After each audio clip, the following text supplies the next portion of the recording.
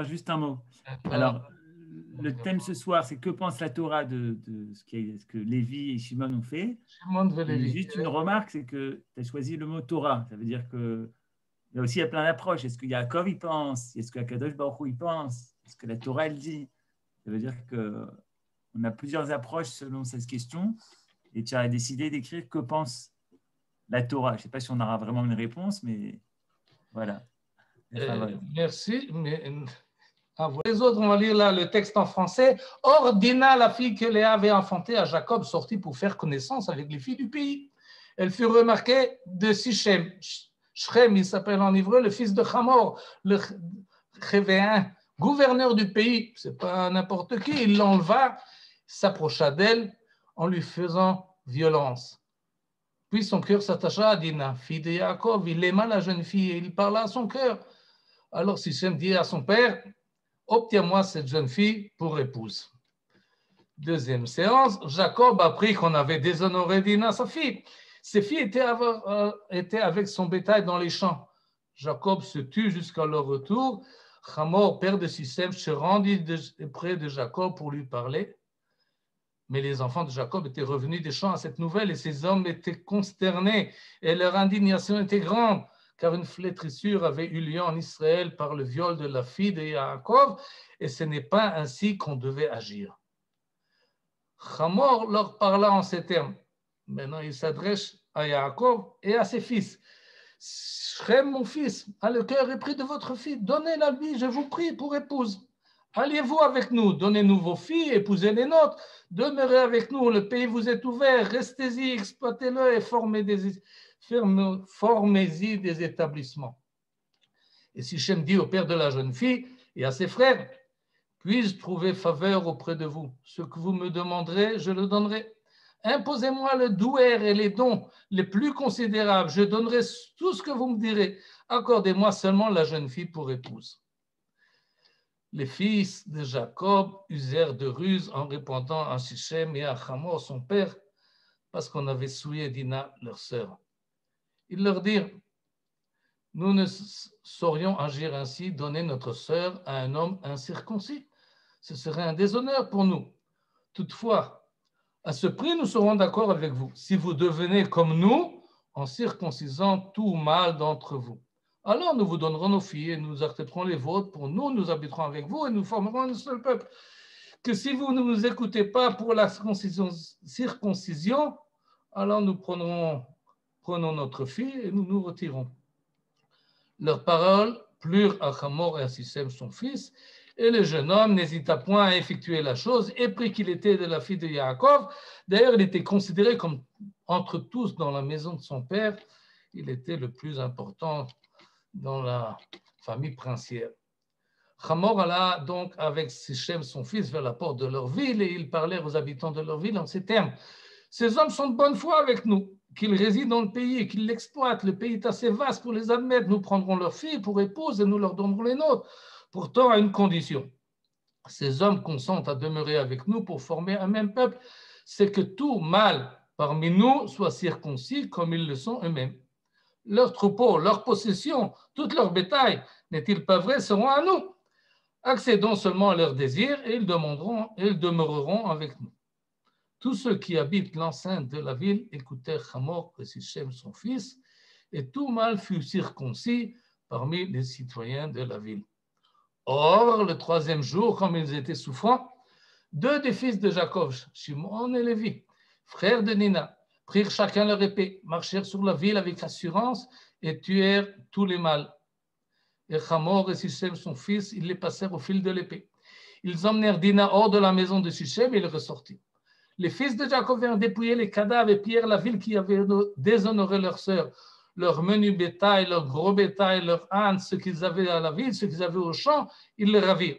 Tous leurs biens, tous leurs enfants et leurs femmes, ils les emmenèrent et les dépouillèrent avec tout ce qui était dans les maisons. Jacob dit à Shimon et à Lévi: vous m'avez rendu malheureux en me mettant en mauvaise odeur chez les habitants du pays, le Cananéen et le Phérézien. Moi, je suis une poignée d'hommes, ils se réuniront contre moi et me frapperont et je serai exterminé avec ma famille. Et ils répondirent, Shimon et Lévi: devait-on traiter notre sœur comme une prostituée? Et ainsi finit le chapitre, et ainsi finit cet épisode avec cette question-là, cette question rhétorique, mais qui nous laisse avec beaucoup de questions. Je ne sais pas quels sont vos sentiments après avoir lu cette histoire-là. Première remarque, qu'il faut pour écarter un problème, c'est que la Torah ne met pas l'accent sur Dina elle-même. C'est-à-dire, on ne sait pas quels étaient ses sentiments envers Shechem, ni avant, ni après. Et on ne sait pas non plus qu'est-ce qui s'est passé avec elle après qu'on l'a pris de la ville. Qu'est-ce qui lui est arrivé? On n'en parle plus. Elle n'est pas, c'est pas d'elle que la Torah veut pointer. Aujourd'hui, au XXIe siècle, ça peut un peu troubler la chose parce que nous sommes portés essentiellement sur les sentiments personnels de chacun et chacune, et surtout à notre époque où le problème du rapport entre les sexes est élevé à la discussion publique. Mais il faut savoir que la Torah, souvent, nous parle de choses plus générales que des problèmes individuels. Ça ressemble un peu, si on se rappelle, la Akedat Yitzhak, où le principal acteur, c'est Yitzhak, mais en fait, on n'en parle pas. Et la même chose pour Ishmaël, d'ailleurs. Et on ne parle pas de ses sentiments, lui, envers son père, envers sa mère, etc. Et il y a des fois des personnages auxquels on aimerait poser beaucoup de questions pour savoir qu'est-ce qu'il pense et ce qu'il ressent. Et la Torah passe le dessus. Je rappelle la Hakeda pour qu'on ne fasse pas de cette, disons, lacune dans ce chapitre. Et un problème de différence de sexe. Ce n'est pas que la Torah ne s'intéresse pas aux femmes. Tout le livre de Bereshit prouve que nos matriarches n'étaient pas moins respectables que nos matriarches. Et donc, ce n'est pas la chose. Je pense que la Torah met l'accent sur cette histoire-là, essentiellement, et c'est dessus que ça se termine. Qui avait donc raison? Yaakov ou ses enfants? Quelle est la réaction de la Torah? Quelle est la réponse de la Torah? Qu'est-ce que la Torah veut qu'on fasse avec cette histoire-là? On la lit chaque année. On la lira de nouveau ce Shabbat. Qu'est-ce que je dois en faire? Où ça m'interpelle? Comment je dois réagir? Et la Torah, là-dessus, laisse la chose ouverte. Et c'est ce que je vais essayer de trouver des réponses.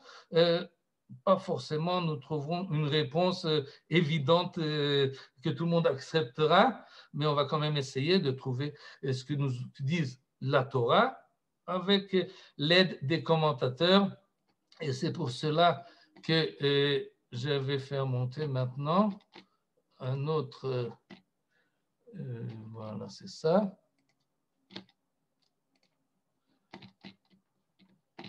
Et ça, il faut le faire. On va faire ça comme ça. J'espère que vous voyez tous. Ça, c'est la question. Que pense la Torah de ce qu'ont fait Shimon et Lévi? La Torah est d'accord, la Torah encourage, la Torah condamne, la Torah justifie. Ou finalement, on a une question et le texte finit par une question. Hakezona et ase et achotenu. Et j'ai mis là entre une possibilité de justifier et une possibilité de culpabiliser. Et nous allons essayer de voir entre ces deux, sur cet axe, on va passer de gauche à droite. C'est-à-dire, on va commencer par ceux qui absolument justifient l'acte de Shimon et Lévi et voient quelque chose de positif et même peut-être de recommandé. Et nous allons commencer, peut-être ça va vous étonner, mais le Rambam Maïmonide, dans Hilchot Melachim, dans les rois, concernant les rois, et il a un chapitre, le chapitre 9, qui parle des lois des Bnei Noach, les Noachid, peut-être on les appelle comme ça, c'est-à-dire ceux qui n'ont pas accepté la Torah, mais quand même sont engagés parce que la Torah veut dire aux nations, ils sont donc obligés, et ça c'est le Halakha Yud Dalet, le 14e article, et dans ceux qui ont précédé, on nous fait la liste de ce que tous les peuples sont tenus de respecter, entre autres, ce que nous dit ici, Chayavin lo'oshiv dinim veshoftim, c'est-à-dire toutes les peuples et les nations sont tenus de nommer des juges et des magistrats dans tous les contrées afin d'administrer les shesh mitzvot de Bnei Noach. La 7e, c'est justement celle-là, de nommer des juges pour juger en fonction les 6 premières, comme ça interprète le Rambam. Ou Ben Noach chez Avar, et il nous ajoute le Rambam, un fils de Noé ayant transgressé une de ces 7 impératifs est passible de mort par l'épée. Un de ces 7, c'est le blasphème, entre autres, et d'autres interdits, comme tuer, etc. C'est des choses qui sont interdites ou voler. Et celui qui transgresse cela, eh ben, il est passible de mort. Ou mipnezeh, ajoute le Rambam. Et pour cela, nitraivu kol ba'alei Shechem hariga. C'est pour cela que tous les habitants de Sichem se sont rendus passibles de mort. Pourquoi? Parce que ce qu'a fait Shechem, le fils de Hamor, il a volé. Et dans le l'otikzol est inclus, évidemment, le kidnapping de la jeune fille, et même d'ailleurs le viol, c'est une partie du vol, et donc il a transgressé une des 6 impératifs que les Bnei Noach sont obligés de tenir, et les habitants de Shechem le savaient. Ils l'ont vu, le savaient, et ils n'ont pas jugé. Ça, c'est le problème. D'après le Rambam, ils auraient dû juger. Et ils auraient dû juger Shechem, parce que les Bnei Noach sont obligés de nommer des juges et des magistrats afin d'administrer les 6 impératifs. Et ça, ils n'ont pas fait. Or, celui qui ne fait pas une des obligations est passible de mort. Donc, toute la ville de Shechem, d'après la halakha du Rambam, est passible de mort. Et c'est ce qu'ont fait Shimon et Lévi. Ils ont pris leur épée et ils ont effectué cette halakha mentionnée dans le Rambam. Et le Rambam, dans ce texte-là, en tous les cas, ne se pose pas de problème. Et à propos de cela, c'est comme ça que ça marche, c'est ça la loi. Et donc, ce qu'ont fait Shimon et Lévi, c'est conforme aux règles et conforme à la loi. Et là-dessus, il faut quand même faire une remarque ou deux. Et une des remarques, c'est que les lois concernant les Bnei Noach ne sont pas explicites dans la Torah, ça provient des Chachamim, et de la Torah Shebe'al Peh. Et le Rambam, dans son texte-là de Yad HaChazaka, il suit la Gemara, il suit les Chachamim, et donc cette conclusion-là, c'est pas évident que Shimon et Lévi en étaient conscients. Et c'est exactement ce que dit le Ramban, Rabbi Moshe ben Nachman. Il dit peut-être que effectivement les Bnei Noach doivent nommer des juges et des magistrats, mais ce n'était pas à Shimon et Lévi de prendre la loi dans leurs mains et de faire justice. Personne ne les a nommés comme responsables de la justice dans la ville de Shechem. Et donc, cette remarque-là, elle est à sa place. Mais en tous les cas, c'est ce que dit le Rambam. Et il pense qu'effectivement, ce qu'ont fait Shimon et Lévi est conforme. Nous passons à deuxième possibilité, celle du Midrash. Et le Midrash nous fait la remarque suivante, en lisant d'une manière très précise le verset suivant, verset 13. Vayanu bnei Yaakov et Shechem ve'et Hamor aviv bemirma vayedaberu asher timeh et dina achotam. La traduction en français est la suivante. Et les fils de Jacob usèrent de ruse en répondant à Sichem et à Hamor, son père, virgule, parce qu'on avait souillé Dina, leur sœur. Cet ajout-là, cet ajout-là est peut être interprété de manière différente, c'est-à-dire Asher Timé, eux qui ont, Hamor et Shrem, qui ont profané leur sœur Dina. Donc c'est un, comment on appelle ça en français, un pronom, le mot Asher, et pas un parce que, une locution de coordination, je crois que c'est comme ça que ça s'appelle.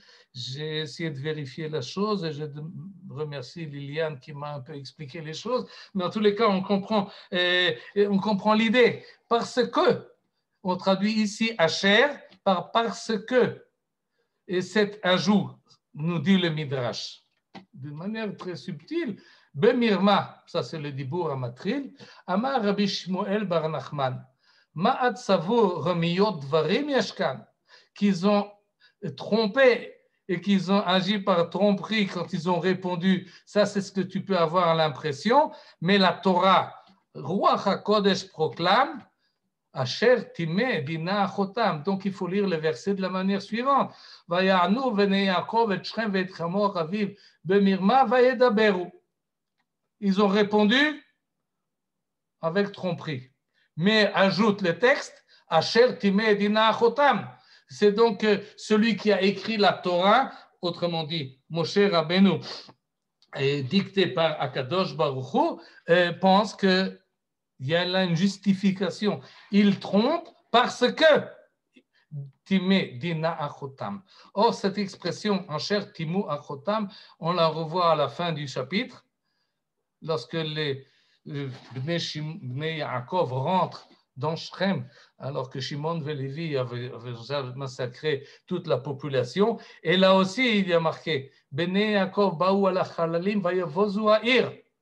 Asher Timu Achotam. Et là, le traducteur fait plus attention, il ne traduit pas Asher, pas parce que, mais par qui.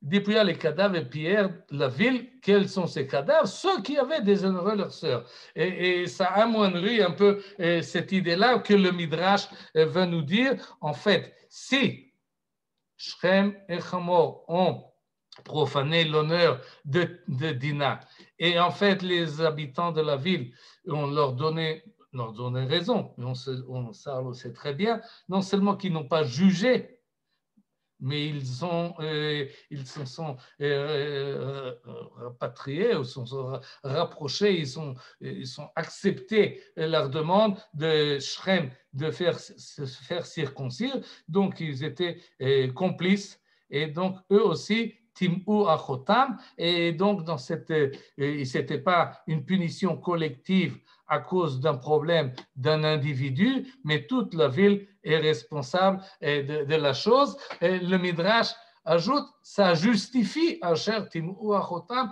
ça peut justifier l'acte.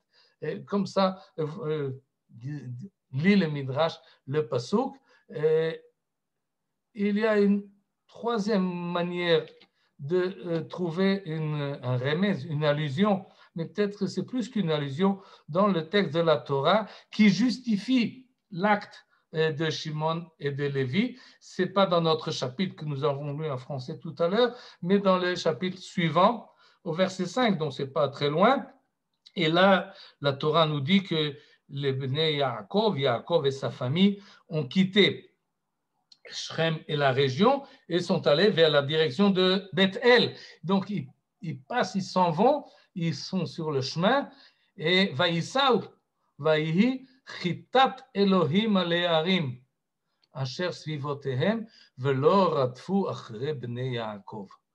Et il arrive là, ce que le Ramban Nachmanide dit que c'est un miracle presque naturel, pas surnaturel, mais ce qu'il appelle Nes Nistar, c'est-à-dire Chitat Elohim, une terreur divine est tombée sur toutes les villes environnantes et personne n'a bougé et la famille de Jacob continue, la caravane continue sa route sans que personne ne les attaque alors qu'ils étaient relativement faibles. Et donc, il y a ici une intervention divine que l'on peut interpréter comme étant une une acceptation, une accession de Akadosh Baruch Hu, Chitat Elohim, ils ont une protection de Dieu malgré ce qu'ils ont fait. Et il faut se rappeler, et on l'a lu il y a un instant dans le chapitre, que justement c'est ce que craignait Yaakov dans ses arguments qu'il prétendait vous avez fait des choses, une grande bêtise là parce que nous sommes peu nombreux, ils vont nous attaquer, ils vont nous tuer tous. Et il s'avère que non. Donc peut-être ce passouk-là donne réponse à Yaakov qui prétendait qu'on va être menacé. Et là, il y a la protection divine qui enlève toute menace. Et donc tout va très bien, semble-t-il. Et cette idée-là, elle était retenue par certains des Mefarshim. Une qui ramène cette idée-là, c'est Nechama Leibovitch, ce qui... Et j'ai appris beaucoup de choses. C'est le professeur Nechama Leibovitch, Zichona Livracha, qui a écrit des livres, qui a interprété et enseigné la Torah. Elle ramène cette idée-là. Elle la ramène essentiellement pour la contredire. C'est-à-dire, et elle aime beaucoup nous faire cette remarque-là, qui est assez pertinente et importante.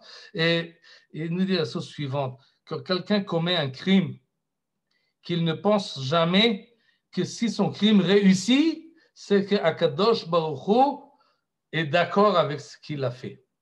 C'est-à-dire la réussite n'est pas un des noms d'Akadosh Baruch Hu.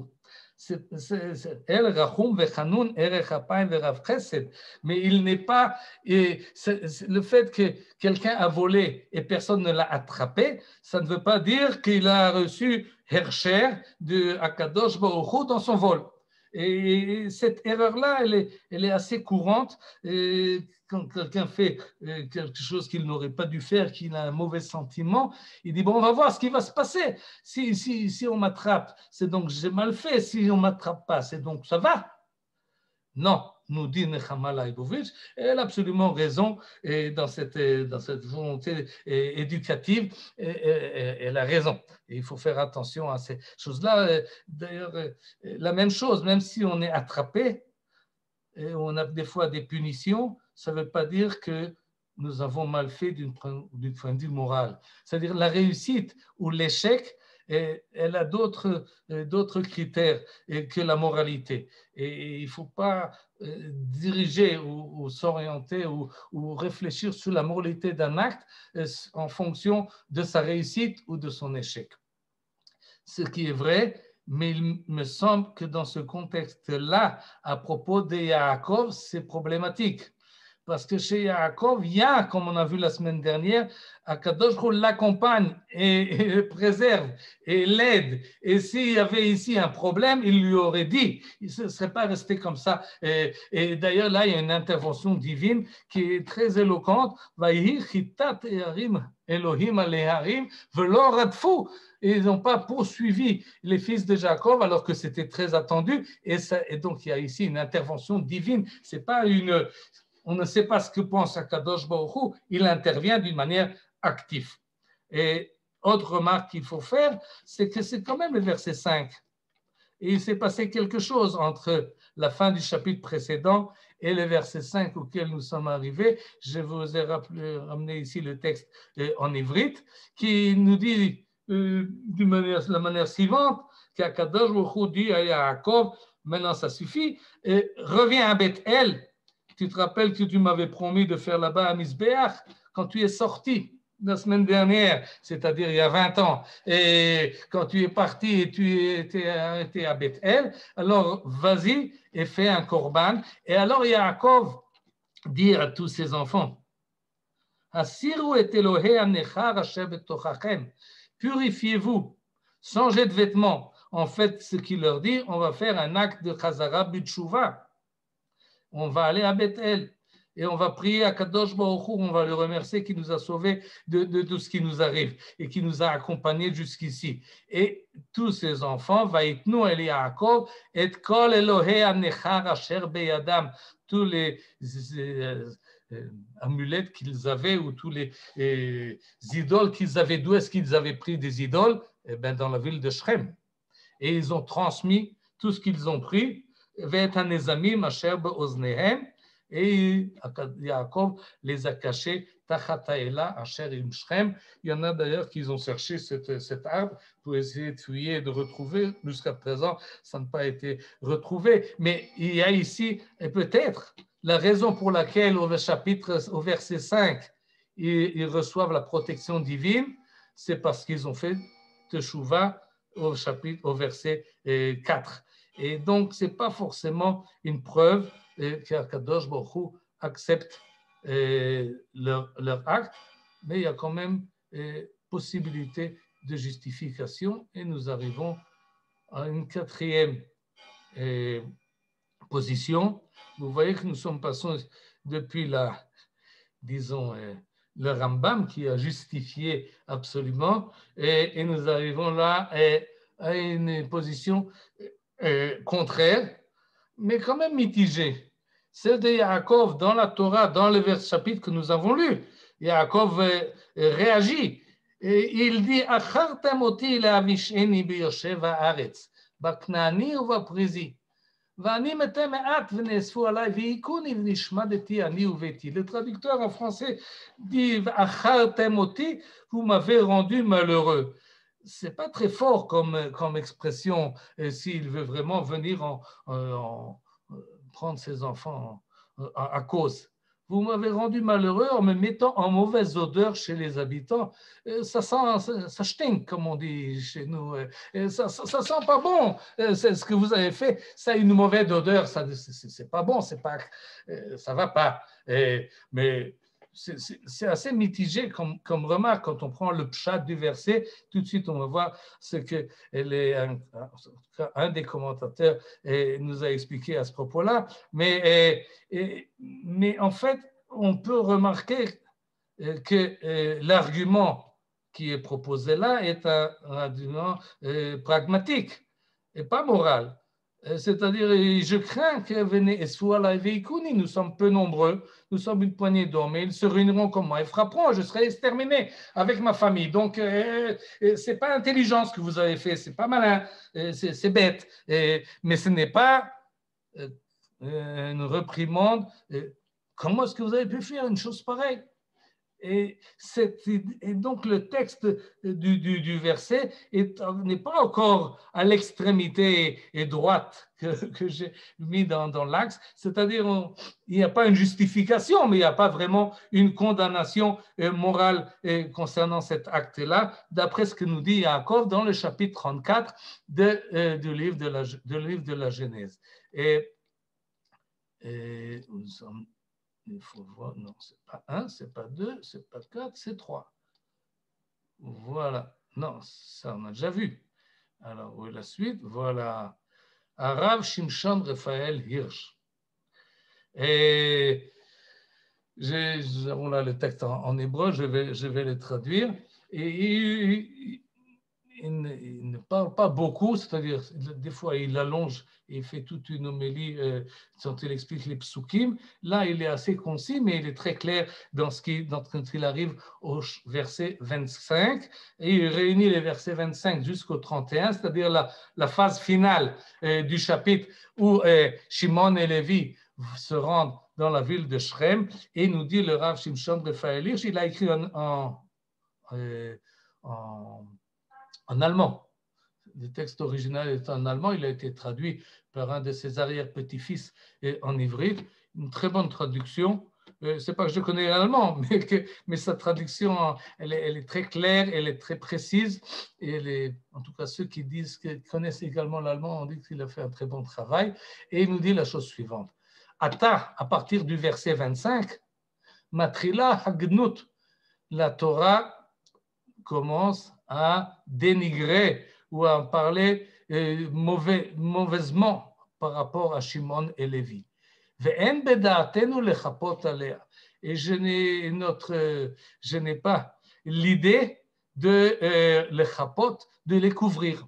C'est-à-dire pour Rav Shimshon Raphaël Hirsch, il est clair et net que l'action de Shimon et Lévi est mauvaise, n'est pas à faire du tout, et ce n'était pas une bonne chose, et il n'a pas l'intention de prendre leur défense, peut-être au nom du fait que quand même, c'est les enfants de Yaakov, c'est pas n'importe qui, comment on peut parler à propos de Shimon et Lévi.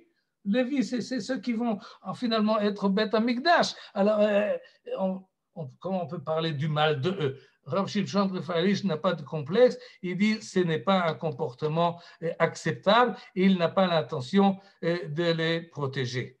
Ilou hargou, mais il ajoute, Ilou hargou et Shrem vechamor, s'il n'avait tué que Shrem et Chamor, Vadaï ayadin imaem, ça c'est sûr, parce qu'ils étaient complices, pas seulement ils étaient complices, ils étaient coupables de kidnapping, de vol et ensuite peut-être de chantage lors de leurs propositions. Et donc, ils sont certainement passibles de mort et ils ont bien fait d'avoir tué Shrem et Chamor. D'ailleurs, ils ont eu droit dans la Torah un passouk en plus pour nous dire que Shrem et Chamor agou le fi charev.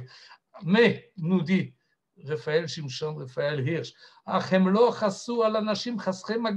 les autres habitants de Shrem, ils étaient sans défense. Ils étaient, puisqu'ils étaient en troisième jour de la Brit Mila. Et non seulement qu'ils étaient sans défense, et là on a aussi l'expression qu'a souvent Rav Shimshon Refaeli, c'est une expression de genre socialiste. Pour lui, Nessi Haaretz, les princes de la ville, c'est eux qui décident. Les autres sont des serfs. Ils n'ont pas le choix. Lorsqu'on leur propose cette proposition-là, ce n'est pas qu'ils sont cupides, ce n'est pas qu'ils veulent un intérêt pécunier ou politique et de se rejoindre à la famille de Yaakov. Ils n'ont pas le choix. Ils ne peuvent pas dire « nous ne voulons pas » parce qu'ils sont entièrement dépendants des princes de la ville. Et donc, on ne peut pas les accuser véritablement. Ils sont mesourim beyadem, ils sont dans leurs mains, ils n'ont aucune force. Le chach lo haïta kol hatzdaka, il n'y a aucune raison de justifier l'acte de Shimon et de Lévi. Et Rav Shimshon Refaeli connaît certainement le Rambam, mais il pense que c'est injustifiable. Le fichach, c'est pour ça, ajoute le rabbin de Francfort, le fichach gam goer b'hem Yaakov. Yaakov leur dit achartem oti, le verset que nous avons vu dans la diapo précédente. Achartem oti. Et c'est pas que vous m'avez rendu malheureux, mais c'est beaucoup plus grave que ça. Shmenu ukvodenu, notre nom, dit Yaakov, et notre honneur, hayu zakim kabedolach, était pur comme le cristal. Et maintenant, nous sommes plus purs comme de le cristal. Et donc, c'est ce que vous avez fait, c'est une tâche terrible que vous avez fait au nom d'Israël et à l'honneur d'Israël, et ça, c'est inacceptable. Vous êtes allé beaucoup trop loin. Et comme ça, il s'exprime, tzadikim, vous avez tué des tzadikim. Ba'avon reshaim takifim, vous avez donc les reshaim, c'est Shrem et Chamor. Surtout Shrem, mais son père qui l'a défendu et l'a protégé, mais les autres sont des tzadikim, et c'est des gens qui n'ont rien fait, et il fallait leur laisser la vie sauve. Ce n'est pas comme ça qu'il fallait se comporter. Et donc, ce que nous dit là le Rav Shimshon Refaeli est très clair, mais il se contente évidemment d'accuser du massacre de la ville de Shrem, mais pas de Shrem lui-même et de son père. Et il ajoute, et ça c'est un texte que je vous conseille si vous l'avez de regarder, parce que d'un rabbin d'Allemagne du 19e siècle, c'est pas évident, et d'habitude il ne fait pas cette remarque-là, et il nous dit la chose suivante. Cependant, Rak bedrachim ou b'madei poula, je les accuse dans la manière qu'ils ont fait et dans l'envergure de ce qu'ils ont fait. Rak bahem yesh latem dofi. Uniquement dans ce qu'ils ont fait, ils doivent être accusés. Mais hanimur shenia Shimon velevi ve'amatara, leur motivation et leur but, hayu kedoshim ou mutzdakim. C'est-à-dire, Rav Shimshon Refaeli accepte le fait que si l'on profane l'honneur d'une fille d'Israël et si on cause une telle atteinte au peuple juif, alors on peut comprendre cet enthousiasme, cette force qui a vibré dans Shimon et Lévi. Ils n'ont pas fait ce qu'il fallait faire, mais ils étaient animés d'un sentiment pas seulement acceptable, mais remarquable, et même d'après le Rav Shimshon Raphaël Hirsch, doit être recopié, et comme on se rapproche de la fête de Hanouka. Et alors, c'est un peu ce qui a animé également Matityahu Cohen Gadol et ses enfants, les Maccabim. C'est ce sentiment de frustration qui est inacceptable et qu'il faut réagir. Et d'habitude, le peuple juif, nous dit Rav Shimshon Raphaël Hirsch par la suite, et ne prend pas l'épée, ne prend pas le glaive pour résoudre les problèmes, mais il faut savoir que le peuple juif n'est pas un peuple que l'on peut bafouer si facilement. Et donc, il y a une espèce de ga'ava leumit, d'honneur national qu'il faut protéger. Ceci dit, on revient à ce qu'il a dit, c'est pas comme ça que l'on protège l'honneur d'Israël, et donc il les accuse de ce massacre qui n'a aucune justification, bien qu'il s'identifie avec la motivation. Et le dernier mot, ou presque, c'est Yaakov Avinu qui va le dire, bien que dans notre paracha, il nous laisse en suspens, il ne répond pas à Shimon et Lévi. Lorsqu'ils disent effectivement, est-ce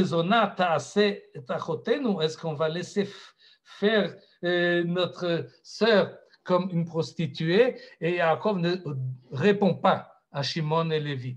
Mais il a la mémoire, il se rappelle de ce qu'ils ont fait, et finalement, presque ces derniers mots, en fait, c'est les derniers mots qu'il leur adresse. Oui, avant de mourir, il les rassemble, il les appelle, eux et les autres. Et il les prend un à un et il leur dit à chacun, à Rouven, à Shimon, Lévi, Yehuda, il dit à chacun qu'est-ce qu'il pense de eux. Et voilà ce qu'il dit à Shimon et Lévi au chapitre 49. Le livre de Bereshit se conclut au chapitre 50. Et Yaakov Avinu, après ce qu'on appelle les brachot, les bénédictions, mais là, ce n'est pas une bénédiction, c'est peut-être une calamité. Shimon et Lévi achim kle chamas mecherotehem. Shimon et Lévi, dignes couples de frères. Leurs âmes sont des instruments de violence. Besodam al tavo nafshi. Bikalam al techad kevodi. Ki be'apam hargu ish uvirtzonam ikru sho. Et là, le traducteur, c'est un peu... comme c'est un texte poétique, alors il fait aussi un peu de la poésie. Ne tâte aussi point à leur dessein. Oh mon âme, besodam al tavo nafshi. Mon honneur. L'honneur ici, le kavod, c'est synonyme à nafshi. Mon honneur, ne sois pas complice de leur alliance. Et il est très clair de quoi il s'agit. Car dans leur colère, ils ont immolé les hommes et pour leur passion, ils ont frappé des taureaux. Et tous les commentateurs sont d'accord qu'il y a là plus qu'une allusion à ce qu'ont fait Shimon et Lévi dans la ville de Shrem. Et Yaakov annonce d'une manière très claire et très franche, je ne fais pas partie de cela, ça ne s'est pas fait avant avec mon accord. Et j'étais présent lorsqu'ils ont parlé Bemirma, ils ont trompé la ville de Shrem, mais ce n'était pas mon intention qu'ils aillent tuer et immoler des hommes ou frapper même des taureaux. C'était pas mon but, c'était pas ça. Et avec cela, je n'étais pas d'accord. Peut-être que Yaakov pensait ou bien que la ville de Shrem refuserait, et donc il n'y aurait pas d'accord, ou bien ils accepteraient, comme on va le voir, et à ce moment-là, tout va très bien. Et ils font la Brit Mila, et on fait avec eux un accord, et il n'y a pas de problème. Donc, de toute façon, c'était ça son optique à Yaakov, mais aucunement, et il conclut, Arorapam, ki az ve'evratam ki kashata, maudite soit leur colère, car elle fut malfaisante, ve'evratam, et leur indignation est funeste, achalkem be'Yaakov va'afitsem be'Israël, je veux les séparer en Yaakov et les disperser en Israël. Et en fait, il ne leur donne pas du tout raison, il les condamne et c'est la position de Yaakov et dans ce passage-là qui est peut-être le plus clair et le plus évident comme position. J'ajouterai quand même la remarque du Ramban, Nachmanide, qui à propos de Arur Apam qui az ve'evratam qui kashata, il ajoute la chose suivante. Et j'ai traduit du Brut en français. Et ça, il explique, et dans le chapitre 49, et dans notre chapitre numéro 24, il dit la même idée. La raison pour laquelle Yaakov n'a pas accepté ce qu'ont fait Shimon et Lévi, c'est parce qu'il avait toute une autre politique. Yaakov katsaf al Shimon et Lévi. Il s'est mis en colère contre Shimon et Lévi. Borgam anshe ha'ir, quand ils ont tué les gens de la ville, ba'avor she'asu Hamas, parce qu'ils les ont trompés, ils les ont roulés. Ki hem lo chat'u lahem, les gens de la ville n'ont rien fait, klal, du tout. Ou ba'u babrit, au contraire, ils sont venus, ils ont fait une alliance. Venimolu, ils ont même fait la brit mila. Ve'yashuvu el Hashem, ajoute le Ramban. Il met dans l'esprit de Yaakov Avinu une politique entièrement différente. Lorsque Yaakov arrive dans la ville de Shrem, Vayiken et Taïr, et une des interprétations, c'est pas seulement qu'il a acheté là-bas un terrain, mais il voulait participer à la construction de la société et de la ville de Shrem. Et l'optique de Yaakov, qui avait déjà pas mal réussi avec son frère Esav, et il voulait continuer dans la même lignée. Ve'yashuvu el Hashem, les gens de Shrem reviendront à Kadosh Baruch Hu. Ve'yu kulam bichlal anshe bet Avraham, et ils seront tous appartenant à la maison d'Abraham, ou minanefesh asur becharan, et ils font partie des gens qui s'accumulent autour d'Abraham, autour de Yitzhak, autour de Yaakov. C'est une petite citation d'Abraham qui lui aussi essaie d'élargir la maison d'Israël, pas seulement dans la lignée biologique, mais également en essayant de convaincre les aventures. Et donc, d'après le Ramban, ça, c'est ce qui s'est passé. Pour ça qu'il dit « Achartem oti ». Vous m'avez troublé. Ce n'est pas seulement une mauvaise odeur, c'est que vous m'avez entièrement cassé ce que j'espérais faire. Et évidemment, finalement, il n'a pas pu le faire, cette politique-là. Et ajoute le Ramban « V'od charalo, shelo yomru ki ba'atzato nasa davar v'yeh chilul Hashem ». Les gens peuvent penser que ce qu'ont fait Shimon et Lévi, c'est avec l'accord du patriarche, et donc c'est avec l'accord dans l'esprit du peuple juif, et ça c'est Chilul Hashem, et le Rambam est d'accord que Chilul Hashem est la chose la plus grave et le crime le plus terrible que l'on peut faire, parce qu'il ne porte pas seulement atteinte aux hommes, mais il porte atteinte au nom d'Akadosh Baruch Hu. Et donc ce qu'on fait finalement Shimon et Lévi, d'après Yaakov Avinu et d'après le Ramban, nous sommes arrivés au bout de l'axe, est injustifiable et absolument condamnable, et c'est inacceptable. Et par cela, je préfère finir, et je préfère d'aller de gauche à droite, de ceux qui justifient et à ceux qui condamnent, mais il faut savoir qu'il y a d'autres optiques, il y a des gens qui regardent cette paracha avec un autre œil, et qui n'écoutent pas ce que disent le Ramban et ce que dit le Rav Shimshon Raphaël Hirsch et d'autres commentateurs. Et il n'y en a d'ailleurs pas beaucoup. Vous avez un peu cherché, mais d'une manière générale, on justifie ce qu'ont fait Shimon et Lévi.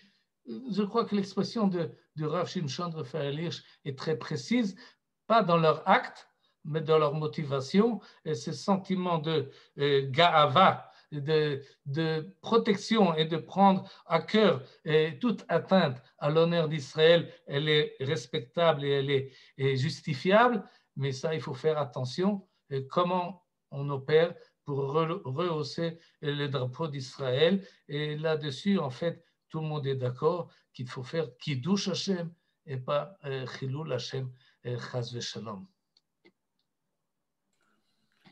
Toda Rabba, Michael, j'ai deux remarques. Déjà, par rapport au sujet que tu as choisi, il faut dire que c'est un sujet central. Ça veut dire qu'on ne peut pas passer à côté de ce sujet. Il y a parfois des sujets qu'on traite dans la paracha où il n'y a pas beaucoup de commentaires. Là, c'est un sujet où il y a tous les commentateurs, aussi bien les Rishonim que les Acharonim. Pendant que tu donnais le cours, j'ai cherché sur Internet. Il y a le Rav Goren qui a fait un pied rouge, le Rav Tzihouda. Donc, il y en a tous. Donc ça, c'est important.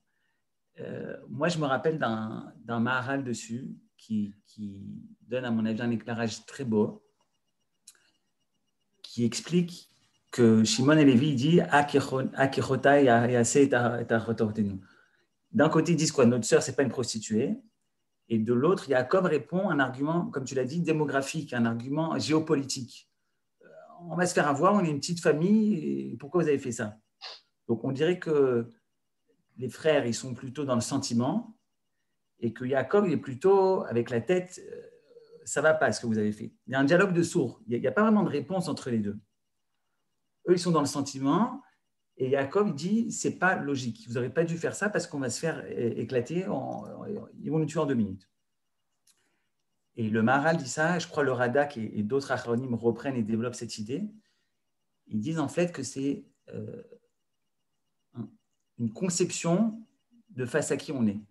Yaakov, il se voit encore comme Yaakov, une petite famille de passage. Et donc, lui, il se dit, il faut se la fermer. Notre fille, elle s'est fait prendre, elle s'est fait violer. On se fait petit, on passe. C'est une fissa de Yaakov, c'est une fissa de Galout. Quand je rappelle ça, je dis, c'est comme quand on était dans le métro, on allumait la kippa, on mettait la casquette. On se cache. Notre fille, elle s'est fait violer, c'est pas grave. On se cache d'ici, les enfants, on fait les valises, on part. Par contre, Shimon et Lévi, ils ne sont plus des avot, ils sont déjà des shvatim. Et eux, ils ont la conception et ils ont la conscience qu'ils font partie du Ham Israël. C'est les shvatim, c'est les 12 tribus d'Israël. Et donc, pour eux, leur sœur, ce n'est pas juste leur sœur, mais en fait, c'est la princesse du Ham Israël. Et donc, eux, ils voient un combat d'une Ouma face à une Ouma, un peuple face à un autre peuple. C'est la princesse d'Israël qui s'est fait violer par le prince de Shrem, c'est le fils du roi. Et donc, à ce moment-là, on fait la guerre pleinement. Donc voilà, en fait, peut-être que là, le Maharal, il donne une piste. Yaakov se voit encore comme quelqu'un de pratique, quelqu'un d'individuel. Et de l'autre côté, Shimon et Lévi, eux, ils se voient déjà comme un peuple. Et donc, ils doivent réagir comme un peuple où la princesse était prise. On fait la guerre, on va jusqu'au bout. Voilà. בסדר, תודה רבה על une autre optique de la chose. Je peux dire quelque chose? On peut continuer la discussion, je ne sais pas si c'est à ta place, mais oui. D'autres veulent faire une remarque. Qui c'est qu'on voit là? On voit la kippa de...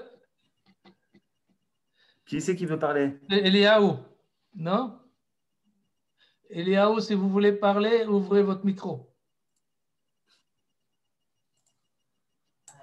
Vous ne m'entendez pas? Mais non, on entend. Non, on vous entend. Oui? Oui, parlez.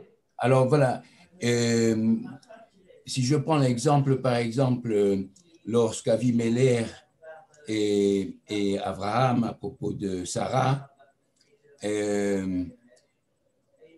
toute la maison d'Avimelech a été frappée de stérilité, et non seulement Avimelech. C'est-à-dire que Hachem, où לא הלך רק לאבימלך שלקח את שרה, אבל כל ביתו, toute sa maison et peut-être même tout ce qui était avec lui ont été stériles. Il les a frappés de stérilité.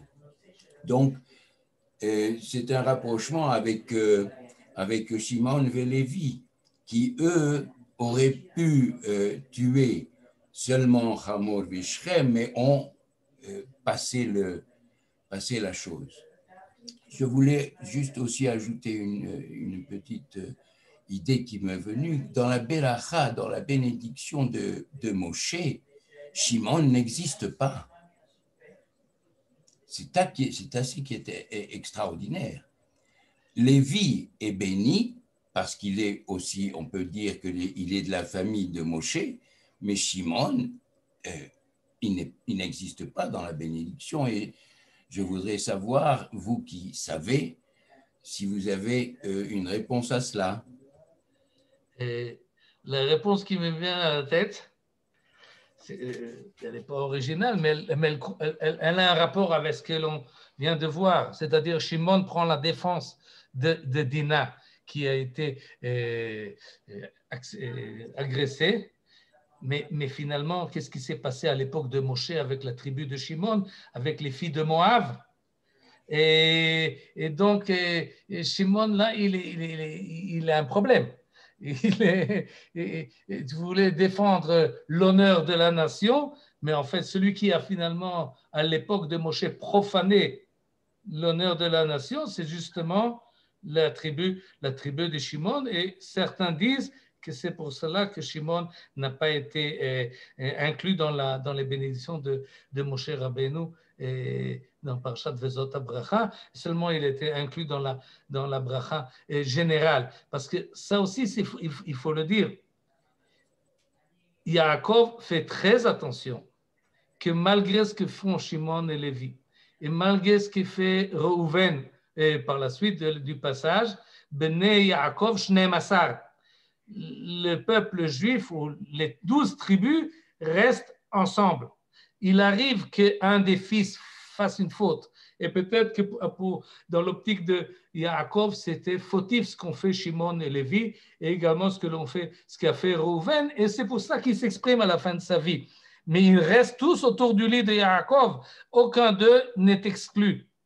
Et donc, et ça c'est important parce que évidemment, on parle de Yaakov et de Shimon, mais tout le monde a dans sa tête la vie actuelle et le peuple juif tel que nous le connaissons aujourd'hui, et comment est-ce qu'il faut parfois réagir à des attaques et des agressions, qu'ils soient privées ou qu'ils soient nationales. Et il y a toujours cette discussion-là, est-ce qu'il faut être plus actif ou moins actif, accepter, être plus aller vers, disons, une vie plus pacifique ou plus militaire. Le principe reste le même, les arguments restent les mêmes.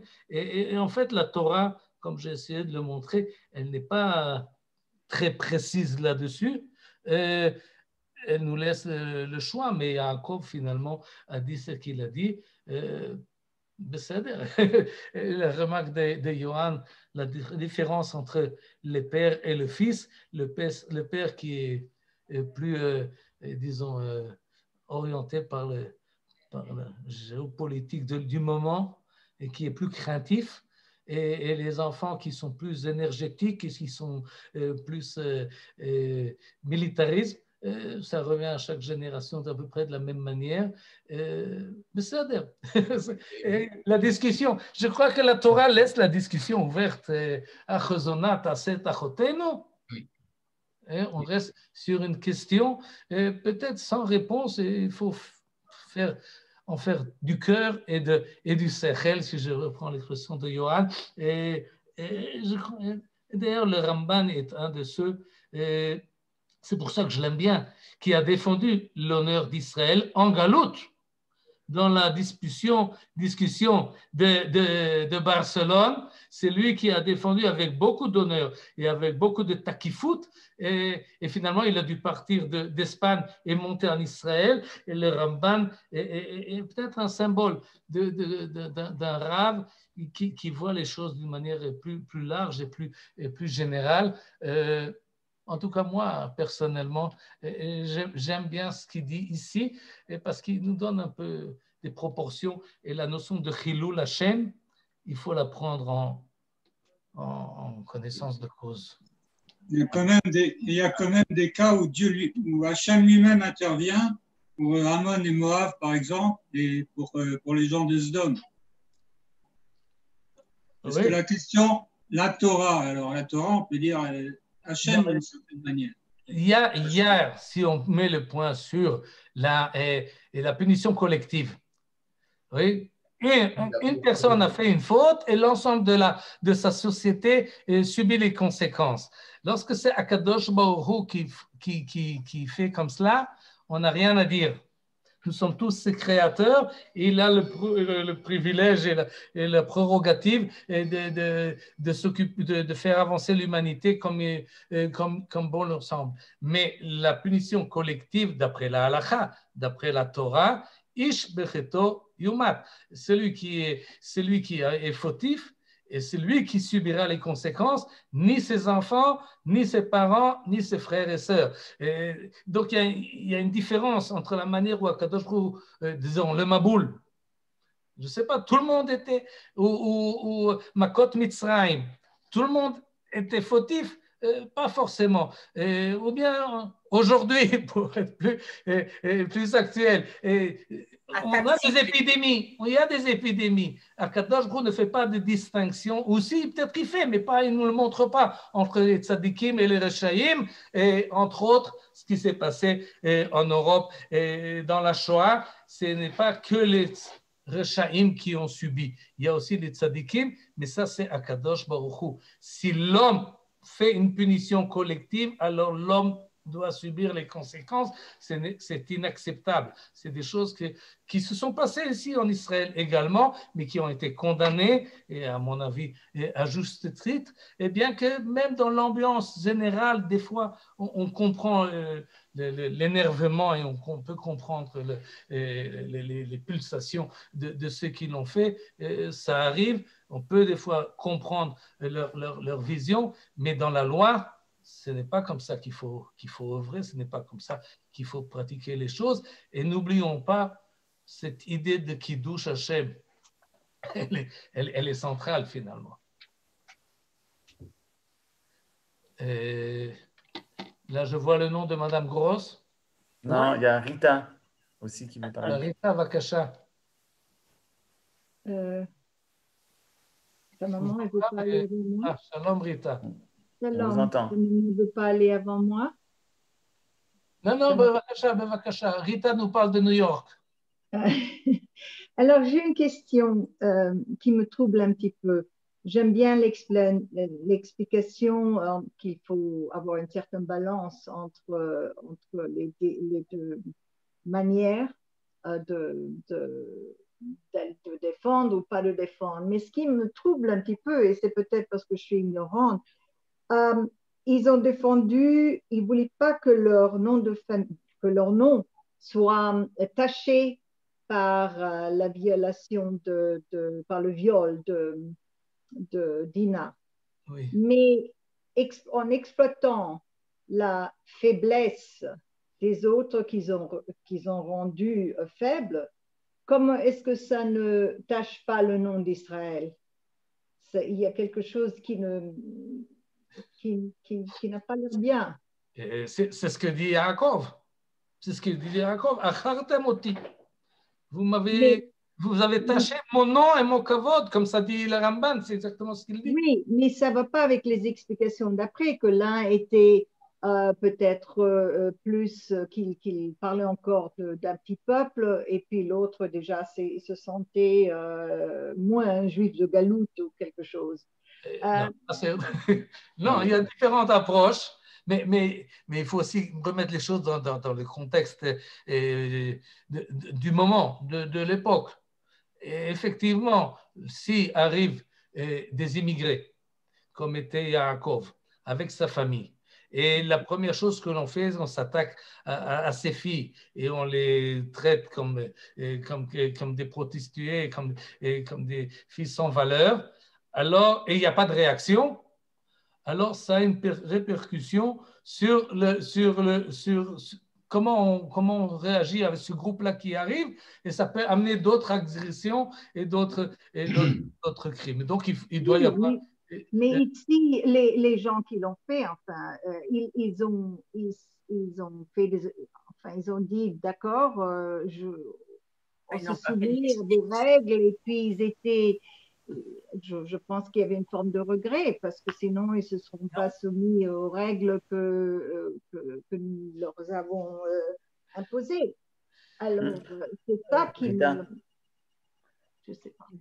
Ce n'est pas une réponse, mais juste le Maharal dit que lorsque Shimon et Lévi demandent à tout le monde de faire la Brit Mila, le Maharal dit qu'il ne pensait jamais que toute une ville allait accepter. Donc en fait, c'était pour empêcher qu'il y ait ce mariage, qu'il y ait cette alliance entre Dina et le peuple de Shrem. Ça ne répond pas à votre question, mais ça aide un petit peu peut-être à dire que c'était pas leur but de les affaiblir et après de les attaquer. Ce n'était pas la stratégie. À la base, c'était de s'écarter un maximum de cette civilisation. Donc, c'est une question de réaction. Excusez-moi. D'habitude, si on agit par réaction, au lieu de prendre un petit peu la distance et puis agir après, c'est généralement pas tellement positif. Alors ici, on défend une réaction très, très prononcée, sans prendre un petit peu de distance. Et puis ce qu'on juge d'une certaine manière peut avoir un aspect complètement différent. Et je ne sais pas, j'ai un petit peu de problème avec ça. Excusez-moi, mais c'est probablement, je ne connais pas assez. C'est pour ça qu'il y a plusieurs guichottes, il y a plusieurs avis. Oui, ça, il faut savoir qu'il y a plusieurs approches à la chose et chacun peut suivre en réfléchissant et en s'émotionnant également la politique qu'il veut suivre. Mais ça, encore quelqu'un ou on a fini? Oui, encore une fois, c'est possible? Johan, c'est possible? Michael? Dernière réaction, Bechavod. Oui. S'il vous plaît. Simplement, c'est une chose pratique et qui montre l'Ardout chez l'Israël. Quand Jacob fait changer de vêtements à ses fils, en fait, je pense que c'est seulement les vêtements de Shimon et Lévi qui, après le massacre qu'ils avaient fait, étaient remplis de sang. Et alors, pour faire cette hardoute, il demande le changement de tous les vêtements, de tous les enfants d'Israël. C'est ce que je pense comme ça. C'est vous qui m'avez donné l'idée à partir des habillements, si vous voulez. Parce qu'effectivement, les vêtements de Shimon et Lévi étaient souillés de sang. C'est sans contexte. On ne peut pas les voir tout blancs. Ils sont ensanglantés. Mais c'est symbolique, c'est pas seulement esthétique. C'est symbolique. C'est pas seulement esthétique, c'est pas seulement la propreté du vêtement. Non, c'est la propreté morale de celui qui les porte. Oui, c'est le sang qui n'est fait chez Adam. Qui n'est fait. נכון. חזק וברוך. תודה, merci à tout le monde. בשורות טובות. Oui. On se retrouve en bonne santé la semaine prochaine. Shalom.